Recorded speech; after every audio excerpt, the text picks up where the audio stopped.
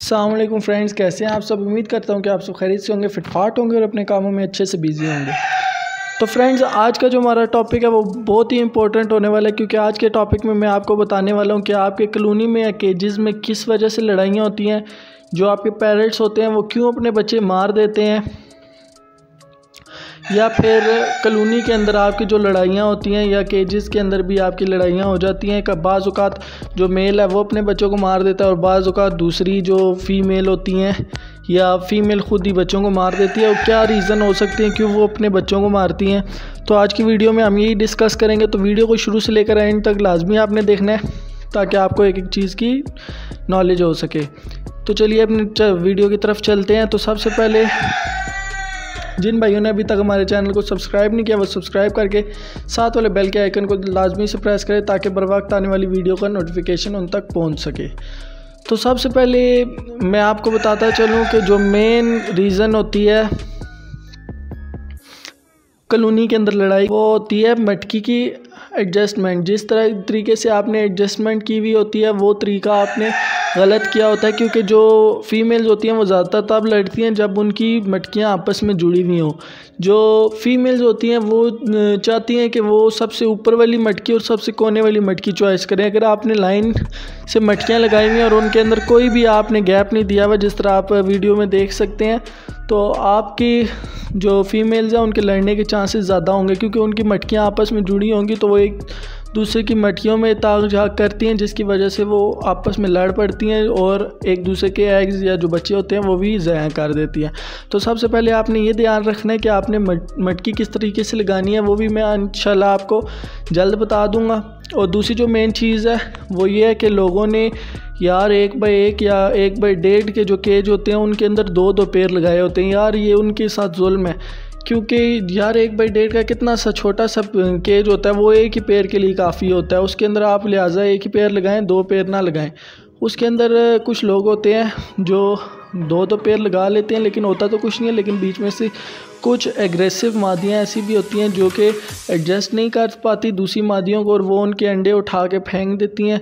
और ये होता है कि उनके अंडे फेंक देती हैं और बच्चे वगैरह ज़ाया कर देती हैं। और जो तीसरी बड़ी रीज़न हो सकती है वो ये हो सकती है कि आप एक पेड़ के लिहाज से कम 2 मटकियाँ लगाएं। जी हाँ फ्रेंड्स, एक मटकी नहीं, एक पेड़ के लिहाज से बल्कि 2 मटकियाँ लगाएं, क्योंकि बाज़ औक़ात मादियाँ होती हैं जो 2-2 मटकियों में जाती हैं। वो जब मटकियाँ सेलेक्ट कर रही होती हैं तो वो एक मटकी नहीं बल्कि 2-2 मटकियाँ सेलेक्ट करती हैं। जो पहले वो एक मटकी में जाएगी, फिर वो दूसरी मटकी में जाएगी, और हो सकता है एक मटकी में अंडे दे के वो फिर दूसरी मटकी में तब भी जाती रहती है। तो इसमें काफ़ी सारी सिचुएशंस आ सकती हैं। तो आपने ये बात ध्यान में रखनी है कि आपने मटकियाँ जोड़ के नहीं लगानी। और दूसरी जो बड़ी चीज़ है वो ये है कि आपने एक पेड़ के लिहाज से 2 मटकियाँ लगानी है। तो आपको समझ तो आ गई होगी। उसके बाद जो चौथी बड़ी रीज़न आ जाती है वो ये आ जाती है कि जो आपका जो मेल होता है वो ईटिंग पे होता है। जी हाँ फ्रेंड, जो आपका मेल है वो जब ईटिंग पे होता है तो वो चाहता है कि आपकी जो फीमेल है वो ब्रीडिंग से उठ के दोबारा से उसके साथ मेटिंग करे और दोबारा से एग्स ले करे। इस वजह से वो मटकी में जाके जो भी अंडे अगर होते हैं तो अंडे फेंक देता है, और अगर बच्चे होते हैं तो बच्चे फेंक देता है। इस सिचुएशन में आपने देखना होगा कि अगर आपका मेल मस्तीकार है तो आपने मेल को कुछ दिनों के लिए अलहदा कर देना है, और अगर आपकी फ़ीमेल मस्ती कर रही है तो आपने उनका जो पेयर है वो चेंज कर देना है। अगर आपके बाज़ औक़ात तो ऐसी सिचुएशन आ जाती है कि आपकी जो फ़ीमेल होती है वो 7 अंडे देती है, जिनमें से 2 या 3 ही बमुश्किल फ़र्टाइल होते हैं। अगर आपकी फ़ीमेल ज़्यादा अंडे दे रही है तो इसका मतलब है कि आपकी फ़ीमेल के अंदर जो कैल्शियम वगैरह की कमी है वो नहीं है, जिसकी वजह से वो ज़्यादा अंडे ले कर रही है। और उसमें से अगर फ़र्टाइल नहीं होते तो वो फिर मेल में फ़ॉल्ट होता है, जिसकी वजह से वो ज़्यादा अंडे फ़र्टाइल नहीं करवा सकता। तो लिहाजा आप ऐसे जो मेल होते हैं उन्हें आप सेल कर दें और आप मार्केट से नया मेल बाय करके ले आएँ।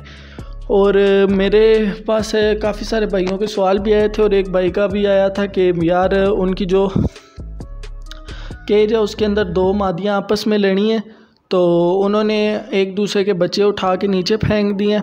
तो उन्होंने क्या किया कि दोनों के जो मेल है मेल उठा के अलहदा कर दिए हैं, और फिर भी जब उसने बच्चा बड़ा करके मटकी से बाहर फेंका तो उसके बाद उसने बच्चे को मार दिया। तो ऐसी सिचुएशन में इसीलिए मैं आपको कहता हूँ कि आप एक केज में 2-2 पेयर्स ना लगाएं। अगर आप लगा देते हैं तो काइंडली ना ही लगाएं तो अच्छा है। अगर आपकी कॉलोनी है तो जिस तरह आपको मटकी की एडजस्टमेंट मैंने आपको बताई है, आप उसी तरह मटकी की एडजस्टमेंट करें। जैसे आप वीडियो में देख सकते हैं कि आप एक मटकी इस कोने में लगाएं तो केज के दूसरे कोने में एक मटकी लगाएं। इस तरह चारों कोनों में ऊपर मटकी लगाएं और इसी तरतीब से नीचे भी चारों कोनों में मटकियां लगा दें। वो आपके पेयर्स के जो जितनी तादाद है, आपके पास जितने पेयर्स हैं वो उस पर मैटर करता है। तो उम्मीद करता हूँ आपको वीडियो की समझ तो आ गई होगी। इंशाल्लाह जल्दी मैं मटकियों पे भी वीडियो बना दूंगा कि कितने साइज़ की मटकी लगानी चाहिए और किस किस जगह पे कौन कौन सी मटकी लगानी चाहिए कि आपकी जो फीमेल्स हैं वो जल्दी से जल्दी मटकियां सेलेक्ट कर लें और ब्रीडिंग पे आ सकें। अगर आपका भी कोई क्वेश्चन है तो आप मेरे से कमेंट सेक्शन में पूछ सकते हैं। इंशाल्लाह मैं आपको उसका जवाब ज़रूर दूँगा। मिलता हूँ।